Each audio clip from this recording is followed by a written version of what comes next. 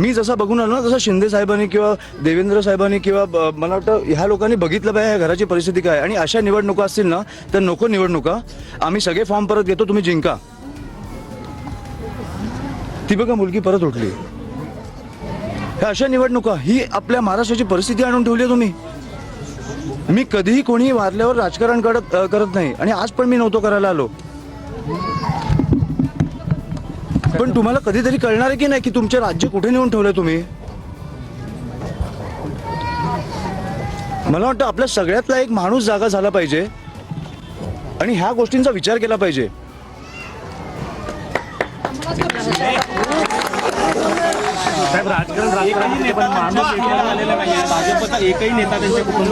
मग माझी विनंती आहे, फडणवीस साहेबांना माझी विनंती आहे, एक दिवस प्रचार सोडा आणि प्लीज या. तुम्हाला निवडणुका काय कुठच्या पातळीला नेऊन ठेवल्यात ना आपल्याला कळतील.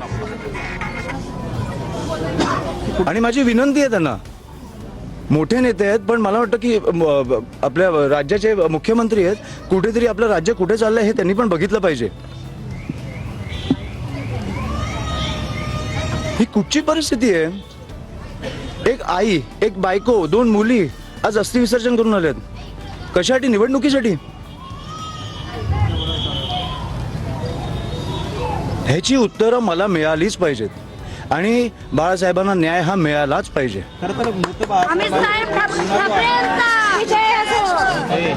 बाळासाहेबांवरती देखील गुन्हा दाखल झालेला आहे आणि त्यांच्या कुटुंबियावर क्रॉस कंप्लेंट आहे. मी मला वाटतं फडणवीस साहेबांना जाऊन भेटणार आहे. मला इकडे CP कोणाशी बोलायची गरज नाही आहे. फडणवीस साहेबांनी मुख्यमंत्री म्हणून मला एक 10 मिनिटं द्यावी. मला सगळी परिस्थिती त्यांच्याकडे मांडायची. मला वाटतं एक दिवस सोलापूरला येऊन ते जाऊ शकतात. ही राजकारणाची परिस्थिती मी सहन नाही करू शकत. आपलं राज्य असं नाही असू शकत. आणि मला वाटतं सोलापूरकर म्हणून पण तुम्ही विचार केला पाहिजे की हे कुठे नेतंय आपलं शहर. बाकी सगळं ठीक आहे, 70 ठिकाणी तुम्ही जिंकला, बिनविरोध जिंका, मजा करा. पुढे 5 वर्ष 10 वर्ष रस्त्यांची वाट लावा, सगळं करा. खून नाही झाले पाहिजेत. तुम्ही खुनापर्यंत पोहोचताय आता.